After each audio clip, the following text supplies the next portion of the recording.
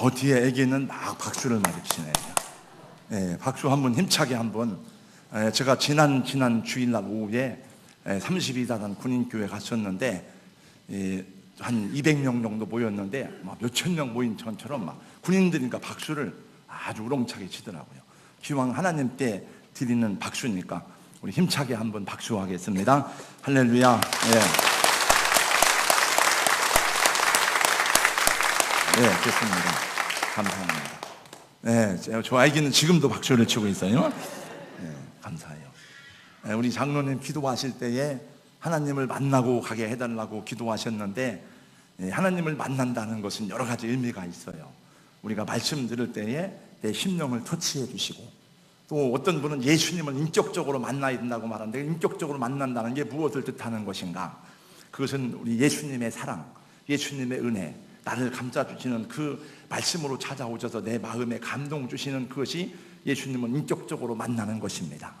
또 저는 이렇게 예수님을 만나는 것만이 아니라 성경을 보다 보니까 계속 연구하고 이것에 대해서 말씀을 전하기 위해서 고민하고 노력하다 보니까 요셉을 또 만나는 것 같아요. 요셉이란 사람이 이런 분이구나, 요셉이 이렇구나.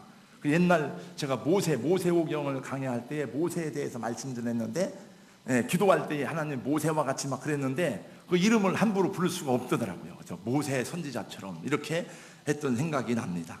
여러분 다 마음속에 성경을 읽을 때, 말씀을 들을 때에 하나님이 오셔서 우리 마음을 터치해 주시고, 또 말씀 속에 나타난 요셉이 우리 삶에 영향을 주고, 우리 자신들이 요셉은 지금 수천 년 전의 사람이라 가고 없습니다. 하나님의 말씀은 언제나 현재적인데, 여러분이 말씀 속에 살아있는 요셉처럼 이 시대의 요셉이 되시고, 여러분이 이 시대의 다니엘이 되시고, 하나님의 뜻을 이루는 주님의 사람이 되기를 예수님의 이름으로 축복합니다. 술 맡은 관원장은 요셉의 해석대로 지휘를 해보겠지만은 요셉을 잊어버렸어요. 요셉을 기억하지 않았습니다. 아마도 요셉을 잃어버린 이유는 하나님의 뜻이 그 가운데 있지만은 그까짓 거 노예 한 사람, 잠시 내가 섬김을 받긴 했지만 뭐 노예 한 사람 잊어버린들 내가 뭐 그까짓 거 대주랴 아마 생각을 했던 것 같아요. 요셉은 이제나 저제나 애같하게 기다렸지만 좋은 소식은 들려오지 않았습니다.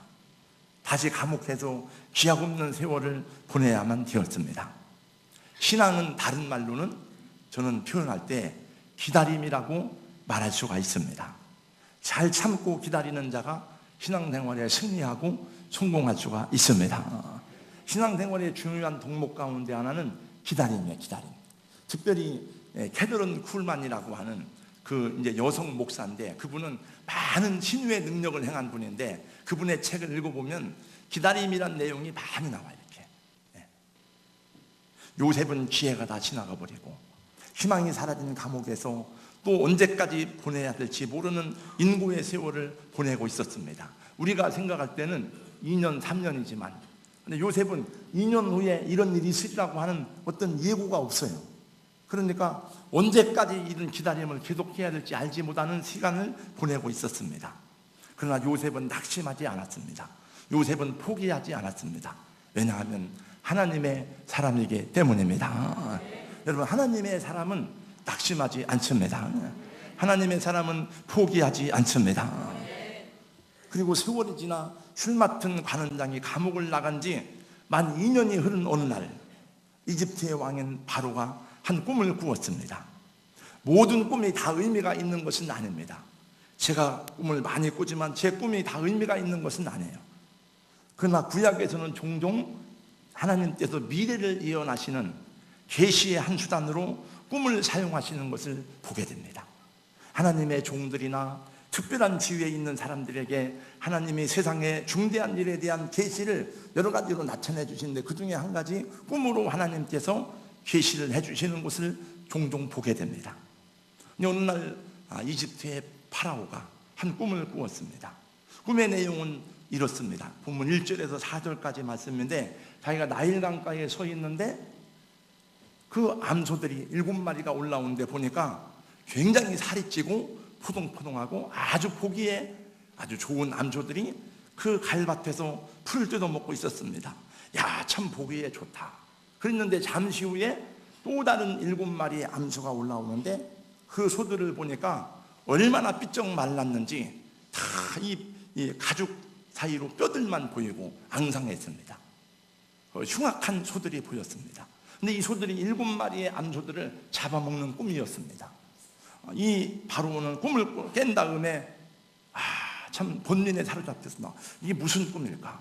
자기가 생각해도 그 꿈은 보통 꿈이 아니었습니다. 이게 무슨 중대한 예시가 있는 꿈인 것처럼 생각이 되었다가 생각하다가 잠시 잠이 들었는데 또 두 번째 꿈을 꾸었습니다.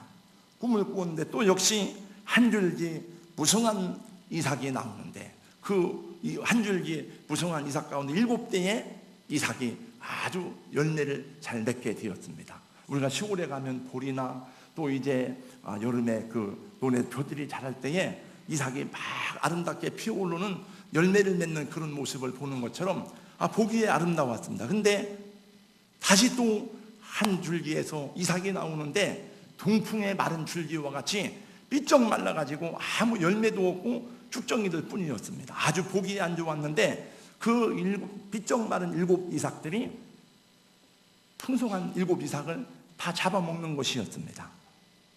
바로가 깨고 나서 보니 보통 꿈이 아닌 것을 알게 되었습니다. 그래서 애굽의 점술가와 현인들을 다 불러서 얘기했지만은 그 꿈을 해석하는 사람이 나타나지 않았습니다. 다시 모든 사람을 다 얘기했지만 그 꿈을 아무도 해석할 수가 없었습니다. 왜 해석을 하지 못했을까요? 그건 하나님이 계시하신 꿈이었기 때문입니다. 하나님이 계시하신 꿈은 하나님의 사람만이 해석할 수가 있습니다. 여러분, 바벨론의 느부갓네살 왕이 꾼 꿈도 역시 마찬가지입니다. 그가 꿈을 꿨지만 잃어버렸습니다. 아무도 그 꿈을 찾아낼 수도 없고 해석할 수도 없었습니다. 그러면 제가 생각할 때 술사들이나 박수들이 어차피 다 안 맞는 건데 적당하게 해석하면 되지 않겠습니까? 그러나 그 꿈이 하나님이 계시하신 내용이 정확한 꿈이었기 때문에 그들로 하여금 함부로 해석할 수 없도록 하나님이 간섭하셨음을 우리는 알 수가 있습니다. 바로의 꿈은 나라의 중대세에 대한 일이지만 아무도 해석할 수가 없는 것이었습니다. 왕이 초조하고 어쩔 줄을 몰라 하고 아무도 해석할 사람이 없으니까 이게 본민이 되는데 더 큰 문제는 그게 무엇인지 알 수가 없다는 것이었어요.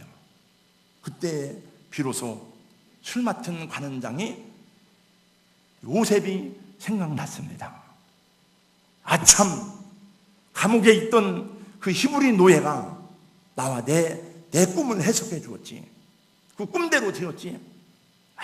그리고 나서 왕 앞에 찾아가서 무릎을 꿇고 아뢰었습니다.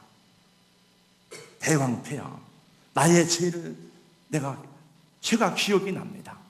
사실은 제가 왕의 진노를 받아서 여러 해 전에 감옥에 갔을 때에 이런 꿈을 꿨는데 그 히브리 노예가 있는데 꿈을 해석해 주었는데 꿈대로 내가 지혜를 회복했고 나와 같이 감옥에 갔던 그 떡 굽는 관원장은 꿈대로 해석해 준 대로 목에 달려서 죽었습니다. 그 히브리 노예가 생각이 납니다. 그 왕 앞에서 그 얘기를 하게 되었습니다. 그 얘기는 다음 주에 하도록 하겠습니다. 다음 주에 나옵니다. 바로의 꾼 꿈은 무엇을 나타내는 꿈입니까?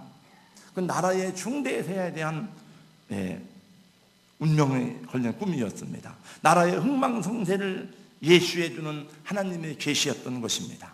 여러분, 하나님은 우리 하나님 믿는 사람만이 아니고 세계 역사를 주관하시고 운행하시고 섭리하시는 분이십니다. 아름답고 살찐 7수는 여러분이 아시는 것처럼 앞으로 7년 동안 이집트에 있게 될 큰 풍년을 보여주는 것이고 흉하고 파리한 7마리 다른 암소는 풍년 다음에 있을 대재앙, 흉년으로 인해서 나라가 망해가게 될 것을 미리 보여주는 예시였습니다. 그 두 번째 꿈도 역시 같은 의미의 꿈입니다. 꿈을 2번 꾼 것은 요셉이 해석해 주기를 그것이 확실하다는 것을 보여주기 위함이라고 해석해 줍니다. 왕의 본민과 고뇌함은 나라의 장래를 위한 고뇌요, 더 큰 문제는 그것이 무엇인지 알 수 없다는 것입니다. 어떻게 해결할지 모른다는 것이었습니다. 그럼 다음 시간에 계속 이 말씀을 전하기로 합니다. 저는 오늘 말씀 준비하는 것 때문에 여러 가지 많은 생각을 했었습니다. 왜냐하면 오늘이 3월 1일 3.1절과 주일이 겹치게 되었고, 또 이제 3월 1일부터 저희가 전도대행진을 시작하면서 전도에 대한 말씀도 전해야 되겠고, 또 저희 이제 그 소신 가운데 하나는 1년에 한 번 정도는 국가기념주일에 나라를 위한 설교를 하려고 하는데, 창세기 강의를 계속 하다가 어떻게 할까 생각하다가 본문에 보니까 이 말씀이 바로가 꾼 꿈에 나라에 대한 꿈이 나와서 이 말씀은 본문으로 선택해서 나라에 대한, 우리 민족에 대한 그런 메시지를 잠깐 전하려고 합니다. 오늘이 3.1절 96주년 기념일입니다. 우리 청년들은 3.1절 잘 아세요? 우리 성도님 3.1절 잘 아시죠? 지금은 공휴일이 되었으나 옛날에는 우리 3.1절이나 광복절 이런 날이 되면 학교 가서 기념식을 했어요. 흙다시 만져보다 바닷물도 춤을 추자, 그 광복절 노래를 부르고, 김인년 3월 1일 종호 터지자 그 노래를 부르면서 기념식을 했는데, 지금은 기념식은 공무원들만 하는 것 같아요. 공무원도 다 하는 게 아니고 고위 공무원들만 모여서 기념식을 하는 것 같아요. 그냥 노는 날이다. 우리나라 중고등학교 필수 과목에서 국사가 빠졌었는데 몇 년 전에 아마 다시 들어간 걸로 알고 있습니다. 국영수만 잘하면 되는 게 아닙니다. 역사를 배워야 됩니다. 어떻게 여러분 자기 민족의 역사, 자기 조상의 뿌리, 자기의 뿌리를 모르는데 공부 잘하면 뭐합니까? 경제가 발전하면 뭐합니까? 나라에 대한 기본적인 개념이 없는데, 국가관이 없는데 그거 안 돼요. 우리나라가 어떻게 세워졌는가, 어떻게 우리가 자유를 얻게 되었는가를 잊지 말고 기억해야 되고, 그래서 성경에는 항상 하나님께서 이스라엘 백성들에게 말씀하기를, 요단강을 건널 때에 그 돌을 취해서 12돌을 만들고 기념비를 세우고, 이것이 무엇인지 너희 후손이 묻거든, 6월절 예식을 제정해놓고 이것이 무엇인지 너희 자손이 묻거든. 그래서 항상 그 후손들에게 자기 조상들의 역사를 가르치라고 말씀했고, 하나님을 말씀할 때도 아브라함의 하나님, 이삭의 하나님, 야곱의 하나님, 너희 아버지의 하나님이 말씀했어요. 우리가 믿음을 바르게 가지면 혹시 우리 자녀들이 세상이나 방탕하고 하다가도 우리 아버지의 하나님이, 우리 아버지가 섬기던 그 하나님, 그렇게 하는. 그래서 항상 성경에 보니까 예수님도 아브라함의 하나님, 이삭의 하나님, 야곱의 하나님 얘기한 거예요. 근데 우리는 그걸 못 가르쳤어요. 우리가 배고프고 우리가 힘들고 어려우니까 너는 배부르게 살아야 돼, 너는 걱정하지 말고 근심하지 말고 살아야 돼. 우리는 우리 자식들에게 먹고 사는 것만, 돈 버는 것만 열심히 가르쳤습니다. 어제 인터넷 기사에 보니까 대한민국 성인 남녀 중 3.1운동이 일어난 해를 정확하게 알고 있는 사람은 전체의 32%밖에 안 된다고 합니다. 한국갤럽이 지난 2월달 24일부터 26일까지 전국의 성인 남녀 1,005명에게 전화조사를 한 결과, 한일 합방을 알고 있느냐, 19%만이 그 연도를 알고 있었습니다.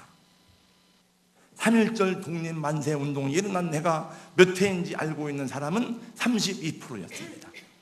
그나마 다행인 것은 대한민국이 1945년 일제에 압제가 있다가 해방됐던 그 광복절을 아는 사람은 감사하게도 58%, 42%는 언제 해방되었는지를 모르는 거예요. 그래도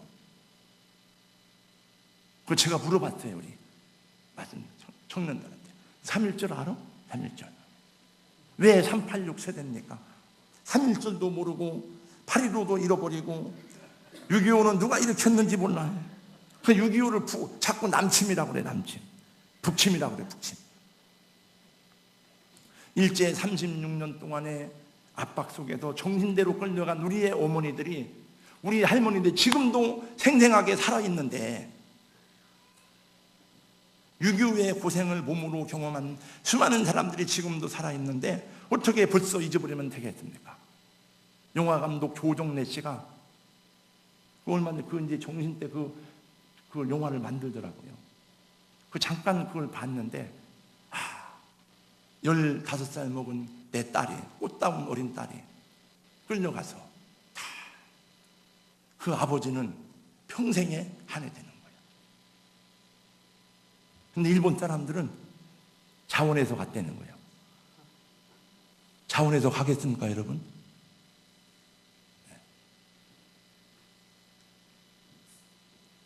그런 일이 없다는 거예요. 그게 한두 명이 아닌데. 우리는 그걸 다 몰라요. 사실 우리 민족은 고난과 그 가난과 서름과 전쟁의 수없는 외침에 시달렸던 것 같아요. 반만 년의 역사를 돌아볼 때에 얼마나 많은 전쟁에 시달려 왔는지 모릅니다. 가난과 빈곤의 이 빈곤의 질곡 속에서 헤매이며 살아왔어요. 가까이 일제 36년 동안 우리 어머니 아버지가 살던 세월에 민족의 영토와 주권을 유린당한 채 유리방황하는 세월을 보내다가 1945년에 제2차 세계대전이 끝나면서 독립하게 되었습니다. 8.15 광복절이 세계사의 눈으로 보면 제2차 세계대전에서 연합군이 승리함으로 주어진 그런 국제정세의 한 부산물임을 부인할 수가 없습니다. 우리 힘으로 한 것이 아니에요. 사실은 다 연합군의 승리로 인해서 이루어지고 그들에 의해서 38선이 갈라지고. 함석헌 선생은 원래 함석헌 선생이 쓴 책이 성서로 본 한국 역사예요. 근데 나중에 그분이 함석헌 선생이 퀘이커 교도로 바뀌면서 이름을 바꿨어요. 뜻으로 본 한국 역사예요. 뜻으로 본 한국 역사에 보면 이렇게 말합니다. 8.15 광복절은 하나님이 우리에게 주신 떡이라고 해석하고 있어요. 그럴지라도 우리는 3.1절을 맞이하면서 일제의 강권 치하에서 굴하지 않고 맨손으로 대한독립 만대를 외쳤던 우리 할머니, 할아버지, 피 흘려 싸운 독립운동가들의 처절했던 투쟁과 희생적인 삶을 잊을 수가 없고 3.1절만이라도 그걸 기억해야 되지 않느냐라고 이 연사는 간절히 여러분에게 외칩니다. 우리가 밟고 있는 이 나라, 이 산하가 얼마나 소중하게 지켜져 왔는지를, 얼마나 귀한 조국인가를 생각하고 다짐하지 않을 수가 없습니다. 이스라엘 백성들은 군대에 들어가면 맞사다에 올라가. 맞사다에. 그래서 마지막 그들이 맞사다가 함락당할 때 모든 900몇 명이 다 서로 자결을 하고 죽고 마지막 최후의 한 사람이 죽고 있다가 우물 속에서 발견돼요. 그래서 그들은 지금도 가서 훈련을 받고 보니까 마지막 캠프파이어 할 때 불을 붙이면 쫙 불을 돌아면 글자가 새겨지는데 글자 이름이 뭔가 하면 맞사다는 두 번 다시 함락되지 않는다. 그들은 조금의 땅도 내줄 수가 없다. 그래서 맨날 싸우는 거야. 맨날 이렇게. 그 영토를 귀하게 여기고, 영토를. 우리도 영토를 귀하게 여기고.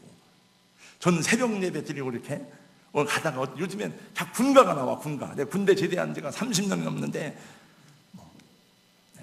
눈을 들어 앞을 향하여 물도 맑고 산도 고운 이 강산 위에 막 이렇게 그러면서 참 왜 군가가 나오지? 내가 찾는가 안 나오고.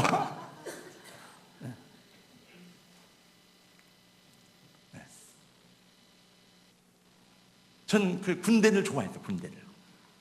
내가 얼마나 군대를 가고 싶어 했는지, 여러분 20살에 전 군대를 자원해서 입대를 한 사람이에요.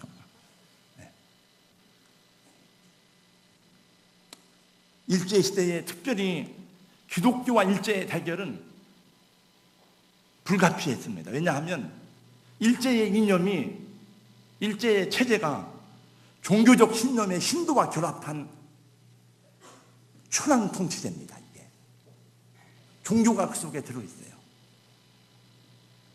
그러나 기독교는 그것을 모든 하나님 외에 어떤 것도 경배하지 않습니다. 그래서 싸울 수밖에 없는 거예요. 그래서 교회를 억압하고 신라참배를 요구한 거예요. 그 최근에 나온 주기철 목사님이나 한상도 목사 이런 분들이 신라참배를 반대하다가 죽은 것은 신앙적으로 보면은 그게 신앙운동이지만 어떤 분들이 조명할 때 이것은 애국 독립운동이라고 해석하는 사람이 있어요. 그 이만주 교수인가? 숙명여대 교수가. 과거 일제치하에서 항일운동을 하던 내노라 하는 지도자들은 거의 대부분이 다 기독교인들이었습니다. 독립협회를 창설한 소대필, 윤치호, 이상재, 언더우드, 아펜델러 등이 모두 기독교인들이었고, 사실은 기독교가 그 사람들을 대출했다기보다는 다 그 사람들이 교회로 들어온 거예요. 교회에 들어와서 힘을 합한 거예요, 그 사람들이. 그래서 자연스럽게 기독교인들이 된 거예요. 항일운동을 주도했던 황성 기독교 청년회, YMC를 설립한 이상재, 홍재기, 조만식, 이원궁 장로들도 모두가 다 산정연교회와 서울 연동교회 출석하던 신자들이었습니다. 교회가 민족의 독립을 위해서 목숨 바쳐 수행하던 일들은 그 수를 헤아리기가 어렵고, 대표적인 것이 있다면 당시에 우리 한민족 2천만 가운데 기독교인들은 1%, 20만밖에 안 됐지만은 그 독립선언서를 낭독하고 오게 갔던 33명 가운데 16명이 목사, 장로, 기독교인들이었습니다.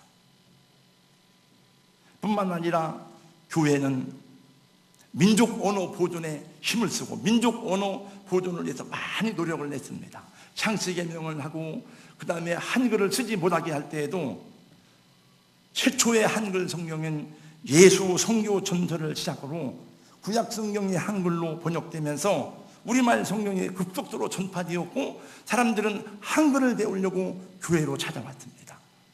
민족주의자이고 신자였던 남궁옥 선생은 조선어법이라는 문법책을 만들어서 한글을 가르쳤습니다. 그래서 1919년 이후에 일제의 기독교 탄압은 극에 달했고, 성경을 읽고 설교하는 것까지도 모두가 다 검열 대상이 되었어요. 물론 나라와 민족을 사랑하고 피 흘려 죽은 사람들이 어찌 기독교인 뿐이겠습니까마는 얼마나 많은 사람들이 나라의 주권을 회복하기 위해서 싸우다 죽었는지 모릅니다. 그 대표적인 운동이 3.1 독립만세 운동인 것입니다. 그 3.1 독립만세 운동은요, 많은 나라에 영향을 주었대요. 맨손으로 독립운동은 독립을 외친 거예요. 그래서 그 1919년 3월 1일 오후 2시에 종로 탑골공원에서 독립선언서를 낭독함으로 시작된 3.1 운동은 1년여간 가까운 곳으로 다 확산되었는데, 첫 3개월 동안 일본 측에서 발표한 통계에 의하면 사망자 수가 7,509명, 부상자 15,900명, 체포 49,948명, 민가 715채가 불에 타고 교회 47개, 학교 2개가 불에 태워졌습니다. 제가 몇 년 전 얘기예요. 제 아내가 맨날 머리 아프다 그래서 어느 날 목사님들끼리 모여가지고 얘기하는데, 증경총회장을 지냈던 저희 동기 정영근 목사님이 그 전에 쓰러졌었어요, 한번. 근데 건강을 회복, 쓰러지면서 이게 못이 박혀가지고 그랬는데, 목사님, 강원도 홍천 어디에 가면은 맹인 장로님이 계신데 그분한테 가보세요. 그래서 제가 제 아내를 고치려고 홍천에 그 무슨 년이야, 주소도 거기 갔더니 막 홍천 꼴짝이요. 그 내린천 막 그쪽에 가더라고요. 네. 제가 그렇게 제 아내를 사랑하는 사람이요. 하더니 장로님이 집에서 이렇게 운동을 하는 거예요. 자전거를 이제 타는 거예요. 집에서 이렇게 세워. 그러니까 연세가 많은 장로님이에요. 그 이제 침을 받고 거기서 하루 저녁 자고 왔었던 적이 있는데, 그 강원도 꼴짝인데 그 동네 이름이 동창리다가 동창리. 근데 그 동창리에 3.1 만세운동 기념탑이 세워져 있어요. 다 이렇게. 그래서 제가 쭉 가서 봤어요, 그거를. 공원을 야, 이렇게 깊은 꼴짝이에서도 죽는 줄 모르고 3.1 우리 대한독립 만세를 외쳤구나. 그러면서 죽은 사람들이 다 거기 새겨져 있어요, 이름이. 그렇잖아요, 여러분. 만약에 독립만세 운동하는데 내 아들이 우리 경환이가 17살 먹었는데 앞장서 가지고 하면 내가 아빠인데 말리지 않겠어요? 야, 그러다 죽으면 어떡하냐? 그게 아니에요. 아버지와 아들이 같이 가서 독립만세 운동을 하다가 죽는 거예요, 이게. 그러니까 이 자유가 그냥 주어진 것이 아니라 하는 것입니다. 이토록 나라와 민족을 사랑했던 한국교회의 정신은 단순한 애국심만이 아니에요. 원래 기독교의 가치관이 뭡니까? 사랑, 정의, 진리, 자유예요. 불의한 것을 볼 수가 없어요. 우린 자유를 위해서 투쟁하는 사람들이에요. 또 예수님을 믿는 사람은 당연히 그 시대, 그 사회, 그 나라, 그 환경에 대한 책임을 져야 돼요.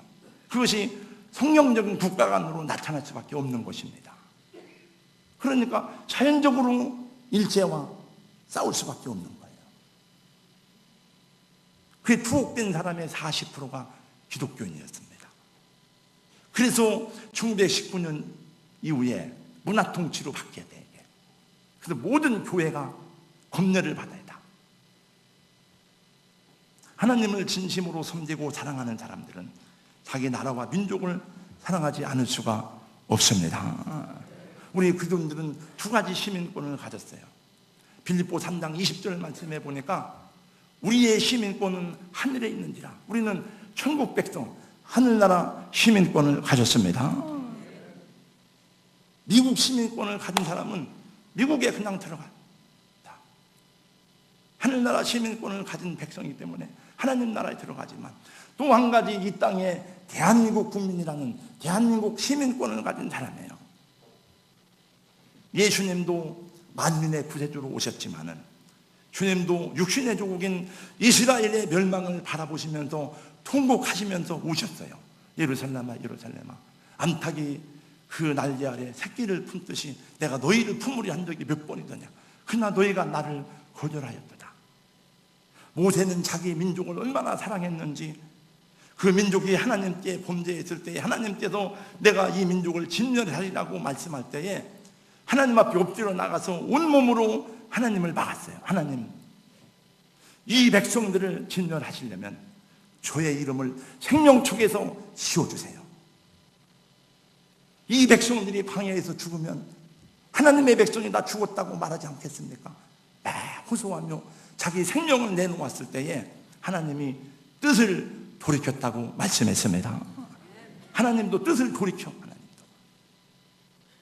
다니엘은 총리로 있으면서 자기 나라와 민족을 위해서 하루 3번 예루살렘을 향해서 창문을 열어놓고 평생을 기도했어요.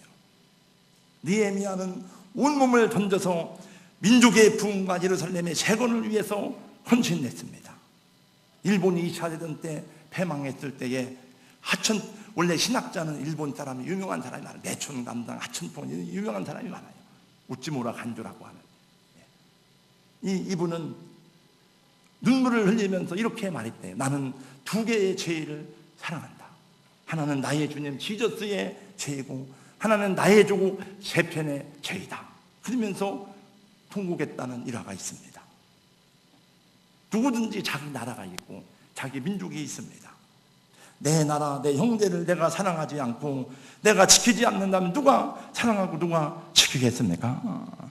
나라가 든든히 서야 가정도 보호받고 선교도 하고 전도도 하고 교회도 복음을 전할 수가 있는 것입니다. 이제는 5,000년의 가난을 벗어버리고 세계에서 13번째 가는 경제대국이 되었는데, 외국에 갔다 온 분들마다 다 그러더라고요. 뭐라고 하는가 하면은, 우리나라처럼 잘 먹고 잘 사는 나라가 없다는 거예요. 이렇게. 또 외국 사람들은 다 한국 사람들이 돈이 하늘에서 떨어진 나라, 한국 사람들이 먹여 살리는 나라가 많은 것처럼 보여요. 그렇게 우리나라가 경제적으로 부흥하고 세계에서도 다 어느 나라 가든지 대한민국을 모르는 나라가 없는데, 아직도 우리나라는 여전히 강대국들에 의해서 그 운명이 걸리는 듯이 보여지는 현실을 벗어나지 못하고 있습니다. 지정학상의 위치가 그래요. 또 한민족이 되어서 유일하게 분단된 나라는 대한민국밖에 없어요. 우리 민족의 통일을 바라는 나라는 세상에 하나도 없습니다. 미국도, 일본도, 러시아도, 중국도 우리의 소원은 통일, 꿈에도 소원은 통일. 그 노래를 불러본 지도 수십 년이 지난 것 같아요. 지금은 우리들도 그런 노래를 안 부르고 우리 젊은 세대도 더 이상 통일을 바라지 않는 사람들이 많습니다. 그러나 우리는 언젠가는 하나가 돼야 되고 이 민족이 한 민족으로서 하나님을 경외해야 될 그날을 위해서 기도해야 될 줄로 믿습니다. 저는 그래서 모든 기도 가운데 첫 번째 회개하고 감사하는 기도를 빼고는 맨 처음에 하는 기도가 나라를 위한 기도예요. 새벽에도 그러하고 언제든지 저의 모든 기도는 그렇습니다. 역사라고 하는 것은 하나님이 섭리하시고 하나님이 주관하시고 하나님이 운영해 나가시지만 시간과 공간 속에서 사람과 더불어 만들어가는 것이 하나님의 섭리예요. 그래서 사람을 배제하지 않습니다. 그 시대에 어떤 사람이 있느냐, 그 시대에 누가 그 자리에 있느냐가 하나님이 보실 때는 중요한 것입니다. 그래서 원래 기독교는 예언자적인 기능을 가지고 있는 거예요. 우리가 예수님을 잘 믿으면 내가 무슨 기도하다가 방언받고 막 그래서 그런 게 아니고 당연히 예언자적인 언어를 사용하게 되어 있어요. 잘못된 것을 보면 책망하고 교훈하고 교정하고 그렇게 되어 있습니다. 사랑으로 하지만 그 시대를 향해서 잘못된 것에 대해서 담대하게 꾸짖을 수 있는 것이 그 기능이 거기에 있습니다. 교회는 시대를 예측하는 능력을 가져야 됩니다. 예수님은 말씀하시기를 귀 있는 자는 성령이 교회들에게 하시는 말씀을 들을지어다 7번 말씀하셨어요. 저는 예언자는 아니지만 이 시대를 보면 보이는 것 같아요. 이래서는 안 된다. 이렇게 하면 안 된다. 교회가 이러면 안 된다. 근데 그런 메시지는 재미가 없어요. 안 들어 사람들이. 다 축복받아라. 그래야 사람들이 좋아해요. 제가 지난주에 아시아 최초의 미래학자로 여러 권의 책을 저술한 최은식 박사에 대해서 얘기를 잠깐 했었습니다. 그분이 한국교회 미래지도라는 책을 썼는데 제가 그 책을 사서 이제 읽기 시작했습니다. 한국교회는 바로왕이 꾸었던 7년 풍년의 기간이 지나고 환란기에 접어들었다는 거예요. 흉년을 준비하지 않으면 안 된다고 호소하며. 근데 이렇게 말하는 건 이 사람 말의 말이 아니에요. 제가 이번 안산 동산교회 셀세미나에 갔는데 가서 조를 묶어주었습니다. 목사님은 목사님들끼리, 사모님은 사모님들끼리, 권사님은 권사님들끼리, 장로님은 장로님들끼리 이렇게 조를 묶어주었는데 저의 조는 50대 후반부터 60대 초반까지 9명이 한 조가 되었어요. 근데 보니까 다 나보다 똑똑하고 다 저보다 목회를 잘하고 큰 교회 목사님들이에요. 110수년 된 교회 목사님이 왔어요. 유병수 목사님. 또 군종감으로 30년 동안 군목 생활하다가 군종감으로 우리 교회도 한번 와서 설교했던 홍은혜 목사님이 전역하고 나서 성결교회 큰 교회 담임하는 목사님이 또 그 자리에 왔어요. 또 광주 소망교회라고 1000여 명 모이는 교회 목사님이 다 보니까 목회를 잘하는 분들. 그래서 제가 물어봤어요. 아니 목사님들 왜 여기를 오셨습니까? 이렇게 목회를 잘하는데 이렇게 큰 교회 역사가 있는 교회인데 왜 여기를 오셨어요? 근데 왜 왔는 각자 고민이 많은 거예요. 지금 자기 시대에는 문제가 없지만 지금 우리 교회는 문제가 없지만 앞으로 어떻게 목양을 해야 될 것인가 걱정이 된다는 거예요. 급변하는 시대에 어떻게 교회를 건강하게 세워나갈까 고민이 돼서 배우러 왔다는 거예요. 참 귀한 분들입니다. 배워야 돼요. 고민해요. 저도 고민해요. 그래서 저는 제 시대에는 별 문제 없이 끝나겠지만 다음에 교회가 건강한 교회로 계속 남아있을 것인가. 제가요 지난 명절 때 갔더니 우리 경환이 공부하는 그 학교에 누구요? 우리 저 외삼촌 아들이 그 학교에 있어요. 근데 걔가 이름이 은택인데 김은택인데 경환이보다 먼저 갔는데 거기서 만난 거예요 이제. 근데 걔가 걔가 아니고 안주를 받았어요. 그 김은택이 섬기는 교회에 5,000평 되는 교회를 도네이션 인수받았대요. 미국 교회를. 어떻게 받느냐 물어봤더니 1원에 1달러에 교인이 다 없어진 거예요. 할머니 할아버지들만 남으니까 할머니 할아버지들 그거 팔아서 뭐 하겠습니까? 그러니까 그 교회에서 주일 오후에 예배당을 빌려서 예배드리던 한인교회에다가 당신들이 이것을 가져가세요. 1달러에 가져간 거예요. 증여를 받은 거예요. 그런 교회가 많대요. 제가 우리 아들하고 통화하다가 야, 그 은택 강도사님 그거 하다가 이렇게 했다는데 어쩌냐 그랬더니 아빠 할머니 할아버지들만 남아도 돈이 수천억이면 뭘 해요. 우리 교회도 땅이 5천 그보다 더 커요. 앞으로 20년 30년 후에 그러지 말라는 보장이 어디 있어요? 네. 우리는 우리 자녀들에 대해서 우리 장래에 대해서 고민하고 준비합니다. 어떻게 위기를 돌파하고 어떻게 우리가 경영하는 사업을 잘 성장시킬 것인가에 대해서 고민하지 않을 수 없어요. 똑같습니다. 내가 교회 장로가 되었으니 집사가 되었으니 권사가 되었으니 앞으로 우리 교회가 어떻게 될 것인가 기도하고 고민해야 될 줄로 믿습니다. 우리 시대에만 좋은 교회, 건강한 교회로 살아남을 것이 아니라 예수님 오시는 날까지 복음 전하고 선교하는 교회로 살아남기 위해서 해야 할 일이 무엇인가, 할 수 있는 일이 무엇일까 기도하고 주님의 지혜를 구하는 것이 요셉의 지혜인 줄로 믿습니다. 그 최은식 박사의 말입니다.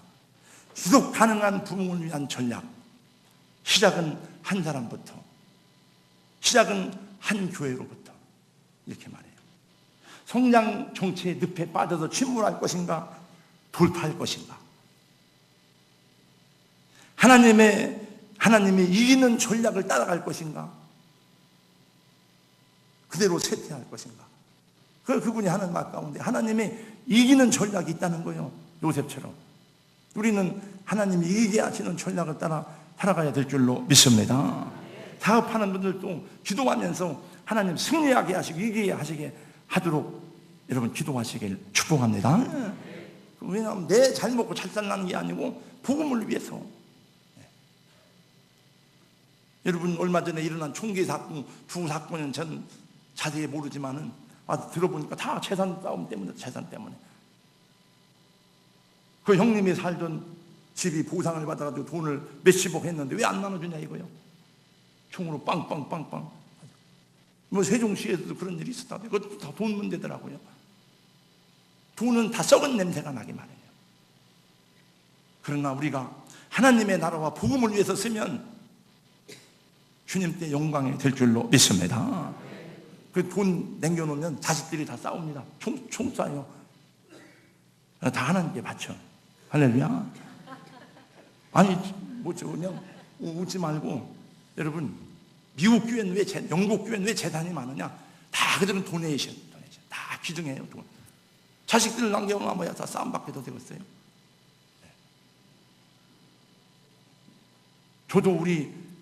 저도 땅이 있어. 시골에 한 400평. 이게 언제 보상이 나오려나? 시골이 다 보상이 안 되고 앞에만 내고 다 400평에 20만 원씩 해봐야 8천만 원밖에 안 되잖아.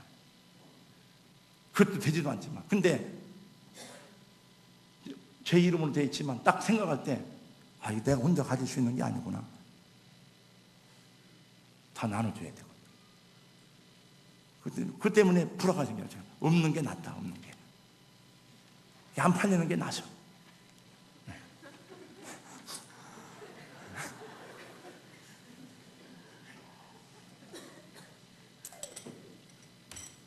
자식도 싸운다니까요.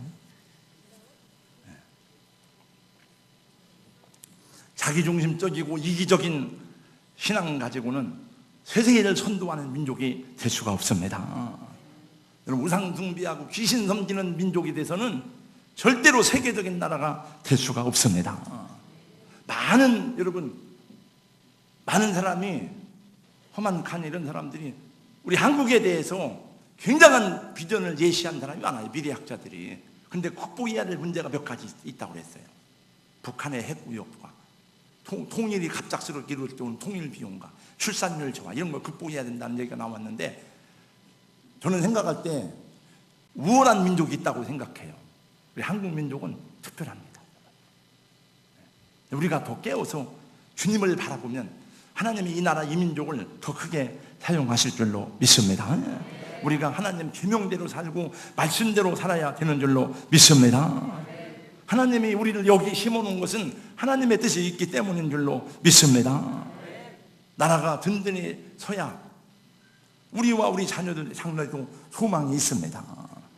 우리가 누리고 있는 이 자유와 이 주권과 이 영토는 그냥 얻어진 것이 아니고 일제 36년 동안 얼마나 많은 사람이 피 흘려 싸웠는지 모릅니다. 6.25 때 얼마나 많은 젊은이들이 죽었는지 모릅니다. 4.19 혁명과 민주화를 위해서 얼마나 많은 젊은이들이 목숨을 바쳤는지 몰라요. 또 하나님이 여기에 우리 교회를 세우신 것은 하나님이 하시고자 하는 뜻이 분명히 있기 때문입니다. 그래서 내가 이 교회에 집사가 되고 권사가 되고 장로가 되고 교인이 된 것은 그냥 아니라 하나님의 뜻이 있는 줄로 믿습니다. 그까지 나 한 사람이 어떠랴 생각하지 말고 나 한 사람이 중요하다, 우리 교회가 중요하다, 이 믿음을 가지고 예수님의 말씀대로 하늘에 썩어지는 미랄이 되면 많은 열매가 맺혀질 줄로 믿습니다. 환난 시대에 요셉과 같은 사람이, 앞으로 이제 요셉 얘기 계속 합니다만, 요셉이 돼야 돼요. 요셉이. 그럼 그걸 극복할 수가 있을 줄로 믿습니다. 우리 한번 애국가 한번 불러볼게요. 애국가. 다 일어나셔서 동해물과 백두산이 마르고 달처럼 하나님이 보호하사 우리나라 만세. 애국가 부른 다음에 기도하겠어요. 하나님 우리나라 우리 민족 지켜주시고 선교한국 통일한국 그 안에서 우리 잘 살고 자녀들 복되게 하시고 예수님 오시는 날까지 이 나라 이 민족을 하나님이 사용하여 주시옵소서. 기도하겠습니다. 걸어가신 우리 하나님 감사합니다. 우리 하나님 우리에게 주신 귀한 나라를 사랑하고 소중히 여기는 저희를 되게 하여 주시옵소서. 오늘 우리가 이렇게 자유스럽게 하나님을 섬기고 자유스럽게 살아갈 수 있는 것이 우리 앞서간 순국 선현들의 핏값으로 얻어진 자유인 줄을 알고 이 자유를 소중히 여기는 백성들이 되게 하여 주시옵소서. 자유를 남용하지 않게 하여 주시옵소서. 우상 숭배를 버리고 하나님을 경외하는 나라가 되게 하여 주시옵소서. 귀신을 버리고 하나님을 찬양하는 민족이 되게 하여 주시옵소서. 하나님 세계 민족 가운데 유일하게 남북이 분단되어서 서로 대치하고 서로 전쟁의 불화살을 준비하고 있는 그런 나라입니다. 하나님 이 땅에 평화의 나라가 되게 하여 주시옵시고 전쟁의 기운이 사라지게 하여 주시옵시고 남과 북이 자유스럽게 왕래하다가 통일되는 그날을 허락하여 주시옵소서. 손에 손잡고 하나님을 예배하고 평양에 무너진 교회가 다시 세워지는 그때가 올 수 있도록 우리 하나님 도와주시고 인도하여 주시옵소서. 하나님께서 함께 하시고 주님 오시는 그날까지 세계 민족 앞에 복음을 위해 쓰임받는 우리 한국 교회와 우리 한국 민족이 되기를 간절히 소원하옵고 예수님의 이름으로 기도하옵나이다. 아멘.